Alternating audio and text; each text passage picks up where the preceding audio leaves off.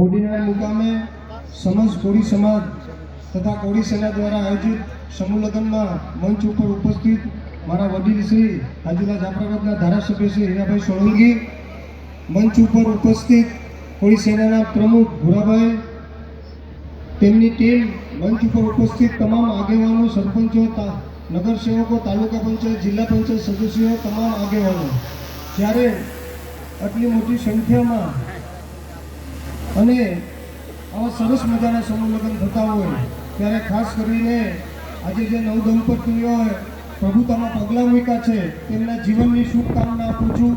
સોમનાથ દાદાને પ્રાર્થના કરું કે ખૂબ આગળ વધો અને ખૂબ પ્રગતિ કરો. ત્યારે આટલું સરસ મજાનું સમૂહ લગ્નનું આયોજન થયું હોય, 76 સમૂહ લગ્ન હોય અને સમગ્ર સૌરાષ્ટ્ર અને ગુજરાતમાં ફરતા હોય ત્યારે આજે પણ સમૂહ કોળી સમાજના સમૂહ લગ્ન થતા હોય ત્યારે કોડીનારે આજે પણ પહેલા કરવું પડશે કે આટલા મોટા 76 સમૂહ લગ્ન સમગ્ર ગુજરાતના કોળી સમાજ દ્વારા ક્યાંય કરવામાં નથી આવ્યા.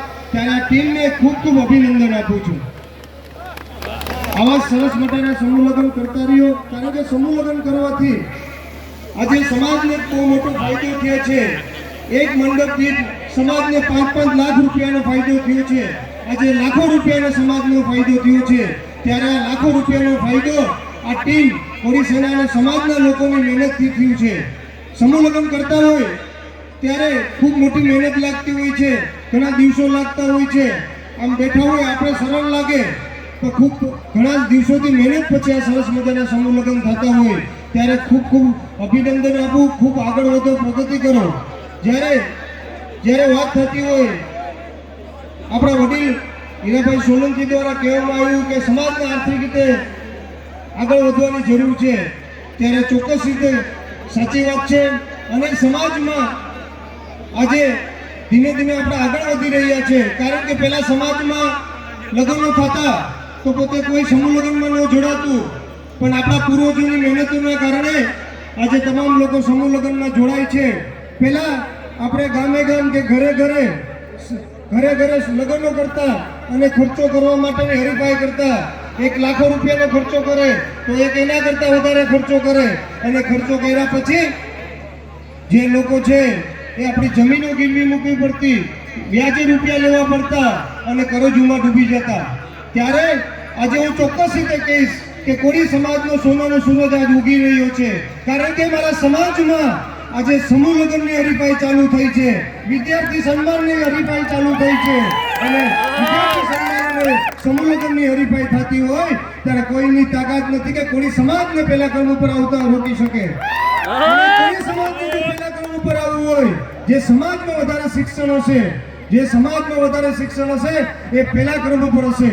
હજે પણ આપણે પહેલા ક્રમથી થોડાક જ દૂર છે. સમાજમાં વધારે બાળકોને ભણાવજો. આ સમૂહ લગ્ન થયા છે, આજે લોકોને જે ફાયદો થયા છે ત્યારે આપણે ભાઈ બહેનોને અને કુટુંબના લોકોને ભણાવજો, કારણ કે શિક્ષણ જ એક બ્રહ્માસ્ત્ર છે જે સમાજને આગળ વધારી શકે. અને જે સમાજમાં શિક્ષણ હશે એ સમાજ પહેલા ક્રમ ઉપર હશે. તમે વિચારજો, પેલા મંચ ઉપર બેસતા તો ધારાસભ્ય હોય, સંસદ હોય, મિનિસ્ટર હોય, પણ કોઈ સમાજના અધિકારી તમે જોવા ન મળતા. આજે અમે સૌરાષ્ટ્ર અને કોળી સમાજના સમૂહ લગ્નમાં જતા હોય તો સમાજનો ડીવાયએસપી પણ જોવા મળે છે, એસપી પણ જોવા મળે છે, પીએસઆઈ પણ જોવા મળે છે અને મામલેદાર પણ જોવા મળે છે.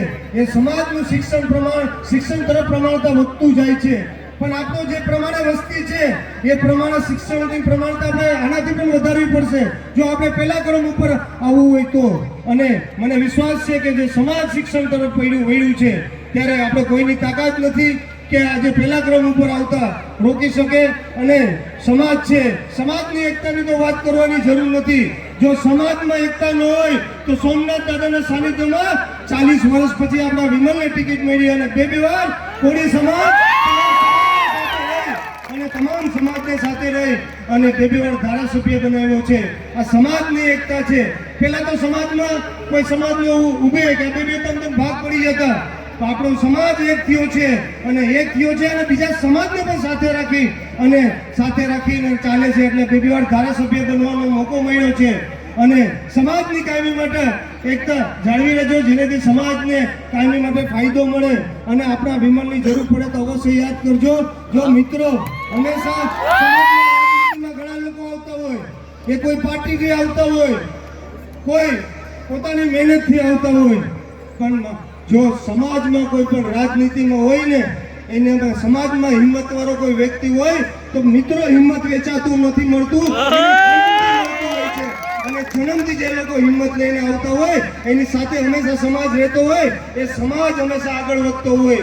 ત્યારે વધારે વાત ન કહેતા આટલું કહું છું કે હંમેશા મેં કીધું કે તમારા સારા સમયમાં ન હોવું તો કંઈ નહીં, પણ આપને જરૂર પડે તો આપણો વિમલ 108ની સ્પીડ કરતા આપને આગળ આપણો હોત બનીને ઊભો રહેતો હોય છે. કાલે મિત્રો એક બનાવ બન્યો સોમનાથના ડાબોર મુકામે. આપણો સમાજનો દીકરો હતો અને એ નગરપાલિકામાં નોકરી કરતો હતો, એ ડ્રાઇવિંગની નોકરી કરતો હતો. એને નગરપાલિકા દ્વારા એને નાળિયેર ઉપર ચડાવી અને સાફ સફાઈ કરવામાં આવ્યું. એ બિચારાને પડી જવાથી મૃત્યુ પામ્યું. અને રાત્રે 1 વાગે મને કોઈ કીધું કે વિમલભાઈ કોઈ જવાબ નથી દેતા. મેં કીધું તમે ન્યાય જ બેસશો, 15 મિનિટમાં તે આવું છું. 4 વાગ્યા સુધી ત્યાં બેઠો. ન્યાય, એના અધિકાર, એના હક માટે થઈ અને એમનું જે કંઈ થતું હતું એમનું લખાણ કરાયું અને એના હક અને અધિકાર માટે થઈ. એ વેરાવળ હોય કે ક્યાંય પણ જગ્યા હોય, સમાજના આગેવાન તરીકે તમે અમારી ઉપર વિશ્વાસ મૂક્યો છે, ત્યારે વિશ્વાસ ક્યારે પણ તૂટવાનો નથી. આ મંચ ઉપરથી વચન આપું છું અને મંચ ઉપરથી વચન આપ્યું છું ત્યારે હંમેશા કહેતો હોય કે વિમલ બોલ્યા પછી ફેરફાર ન થાય. તમારા વિમલને ક્યારે રિવર્સ ગેર લાગતું નથી, લાગવાનું પણ નથી. અને બોલ્યા પછી ચોક્કસ રીતે બોલીશ અને બોલવા ટેવાયેલો છે ત્યારે સાચી વાત બોલવા ટેવાયેલો છે. ત્યારે વધારે વાત ન કરતા આપણે મારી વાત સાંભળી અને વાત સાંભળવા બદલ અને ખૂબ માન સન્માન આપ્યું એ બદલ આપ સૌનો ખૂબ ખૂબ આભાર. જય જય કોળી સમાજ. આટલું ઠંડુ ન ચાલે. આ તો એમ લાગવું જોઈએ કે કોળી સમાજના સમૂહ લગ્ન છે. જય જય કોળી સમાજ, જય જય કોળી સમાજ, જય સોમનાથ. આપ સૌનો ખૂબ ખૂબ આભાર.